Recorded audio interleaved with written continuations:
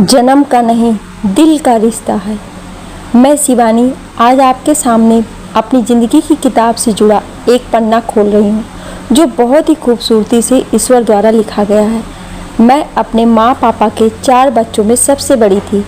मध्यम वर्गीय परिवार, खूब बड़ा, 3 मामा, मौसी, नानी, नाना और पापा की फैमिली में पापा 3 बहनों के इकलौते भाई थे। मेरी बड़ी बुआ पापा से पूरे 16 साल बड़ी हैं। एक धनी बिजनेसमैन परिवार में ब्याही गई हैं। उनका आना जाना कम हो ही पाता है। मझली बुआ व छोटी बुआ हमारे शहर में ही रहते हैं।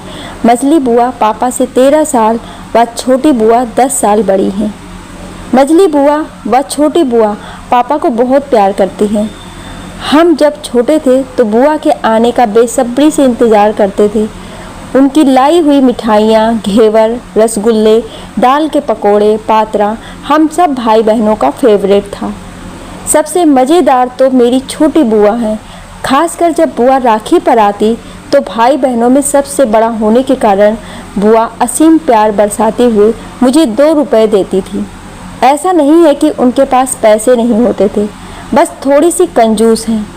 मैं बड़ी हो गई, बुआ जी भी 2 रुपए से 10 रुपए पर पहुंच गई। मेरी पढ़ाई ख़त्म हो गई थी। MBA करने के बाद मल्टीनेशनल कंपनी में जॉब करने के लिए हैदराबाद चली गई। उसके बाद पापा ने मेरा रिश्ता अमित से करा दिया। उनका भी काफ़ी बड़ा परिवार है।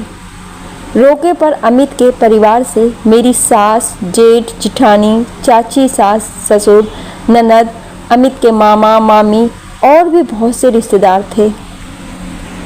बातों ही बातों में मेरी सास ने मेरी माँ को बताया कि अमित की बड़ी फूफू बुआ नहीं आ पाई। हमारे परिवार में सबसे बड़ी है। अमित के लिए लड़की वो खुद पसंद करना चाहती थी। वो अब शादी में आएंगी क्योंकि वो अपनी बेटी के पास लंदन गई हैं। सासू माँ ने कहा कि अमित के फूफा जी की मृत्यु के बाद वो हमारे साथ ही रहती हैं। उनकी इकलौती बेटी की शादी हो चुकी थी। अपनी विशालकाय कोठी में उनका मन नहीं लगता था तो उन्होंने उसे किराए पर चढ़ा दिया है।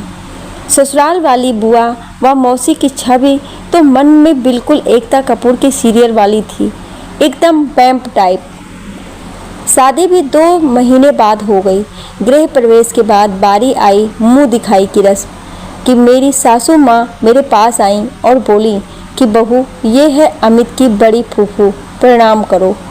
बड़ी फूफू ने मुझे कहा, ए लड़की, सबसे पहले तू अपना पल्लू ऊपर करो, जरा देखो तो सही कि मेरे भतीजे को कहीं भैंगी कानी लड़की तो नहीं दे दी है। अब तो मैं डर गई। लगने लगा कि मेरा बुरा सपना सच हो गया, एकता कपूर के सीरियल वाली बुआ का। हालांकि फूफू का व्यक्तित्व बहुत ही शानदार था। लंबा कद, गोरा रंग, कमर तक की ग्रे सेट की चोटी दिखने में बड़ी बड़ी आँखें, मोहक मुस्कान पर उनके लहजे से मैं मन ही मन घबरा गई। फिर रिसेप्शन के बाद अगले दिन बहू की पहली रसोई की रस्म थी। 20-22 लोगों का खाना बनाना था, जबकि मैं 6 लोगों का खाना भी मम्मी की मदद से बनाती थी और साथ में मीठे में खीर बनानी थी, जो कि मेरी कुकिंग का सबसे कमज़ोर पार्ट था। अब तो मुझे डर के मारे पसीना आने लगा। किचन में गई और सब्जियों की तैयारी करने लगी। इतने में फूफू आई, कहने लगी, कोई मदद चाहिए? मैं संकोच के कारण चुप रही। जैसे तैसे खाना बन गया। फूफू आई, भगवान के लिए भोग निकाल कर फिर खाना चखा। पनीर में फटाफट थोड़ी चीनी डाली क्योंकि नमक शायद ज़्यादा था। खीर में चीनी डाली, मीठा कम था।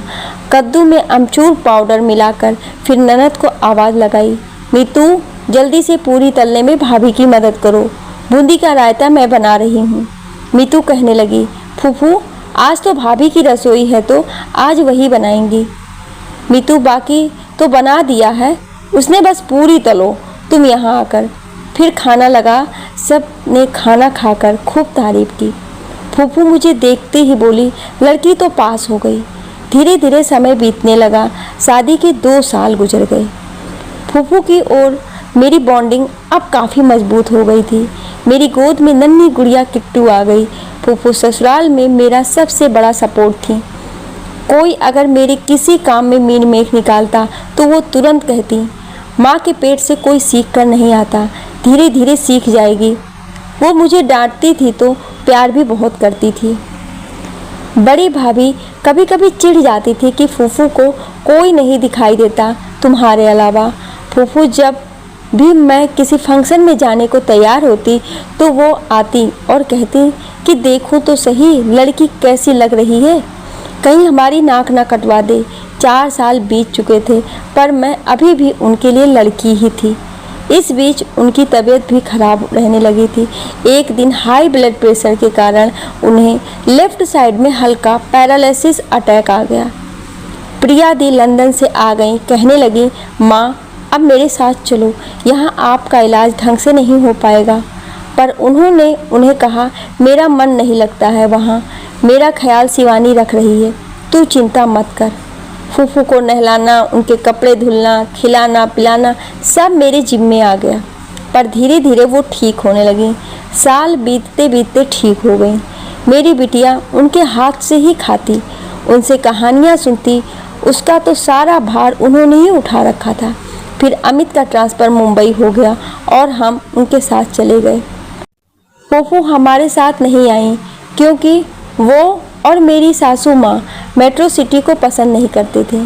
फिर कुछ समय बाद मुझे पता चला कि वो प्रिया दी के पास चली गई हैं। मैंने फ़ोन करके पूछा तो हंस पड़ी, तो बोली, लड़की मेरा दाना पानी तो तेरे साथ ही जुड़ा था, मन नहीं लग रहा है मेरा तेरे बगैर। चल जल्दी ही तुम्हें मिलने आऊँगी, मेरी किट्टू का ख्याल रखना, उसे डांटना मत।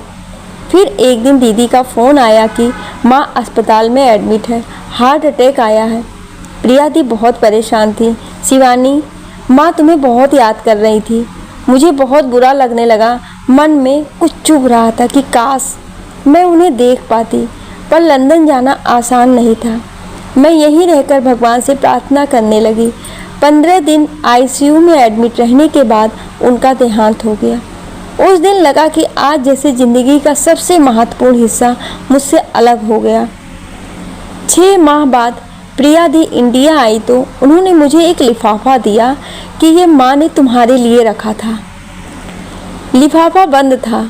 मैंने उसे खोला तो उसमें एक बहुत ही खूबसूरत पेंडेंट था जिसमें ए और एस बना था और साथ में एक लेटर था। लिखा था, आज तुझे ए लड़की नहीं कहूँगी, मेरी प्यारी शिवानी, तू मेरे लिए बहू कभी नहीं थी, बेटी माना था तुझे। तूने मेरे बहुत नखरे उठाए हैं। जब मैं रूठ जाती थी तो मनाने में सबसे आगे तू ही होती थी। मुझे डांटती थी तो तुझ में मुझे माँ नज़र आती थी। तू बहू कम, बेटी ज़्यादा थी।